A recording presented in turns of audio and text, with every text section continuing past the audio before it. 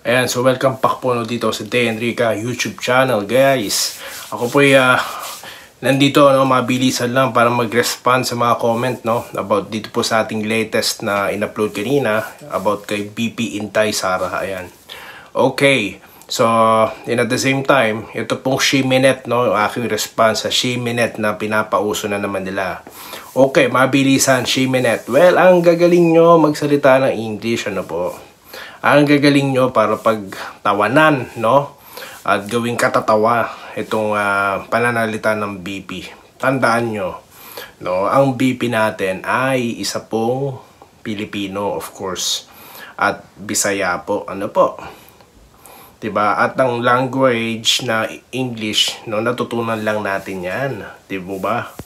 Hindi tayo katulad sa abroad na talagang mother tongue nila, or yung language nila is English talaga from the beginning. Tayo po, natutunan lang natin yan. So kung may mga punto tayo, katulad sa mga Bisaya, dapat po bang tawanan? Dapat po bang gawing katatawanan? Ang gagaling nyo. yan pong hirap pagka Pilipino. Kaya minsan pag tayo magkakausap na Pinoy, parang nag-aalinlangan tayo. Lalo na dyan sa Pilipinas.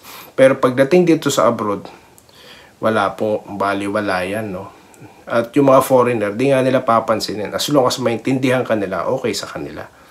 So, ganun po, Diyan sa atin, ang gagaling, Yung iba, tumatawa-tawa, pinagtatawanan pa. Galing kayo mag-English. Subukan nyo magpalit tayo ng sitwasyon, Kundi magsidugoy ang mga ilong nyo, Diyan lang kayo magaling mamuntos,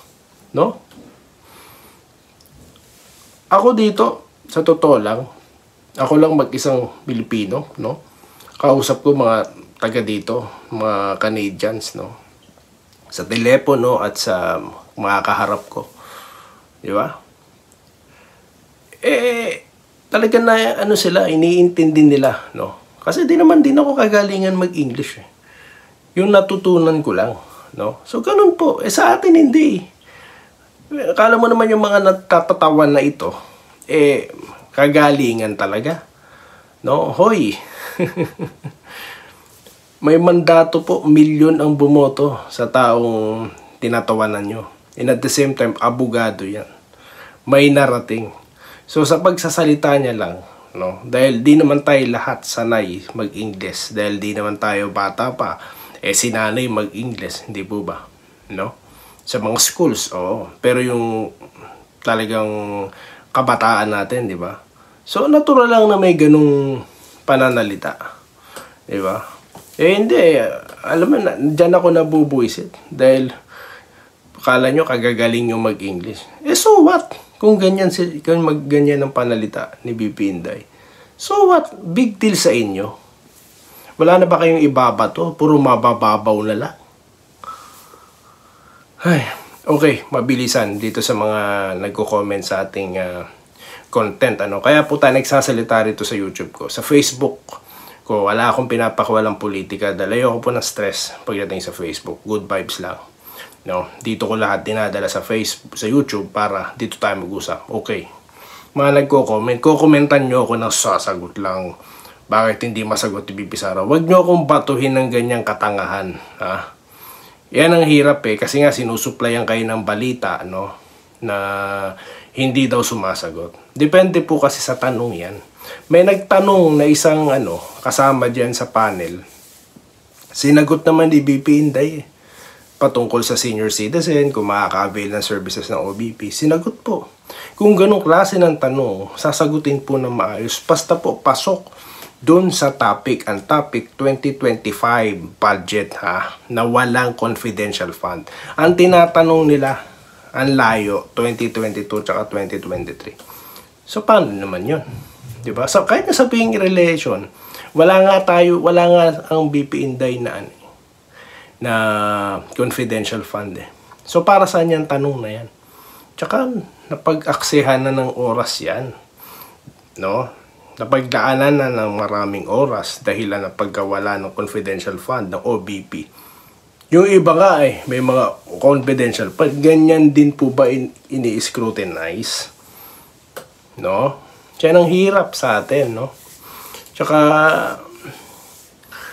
yun na nga, at abogado po si VP Inday.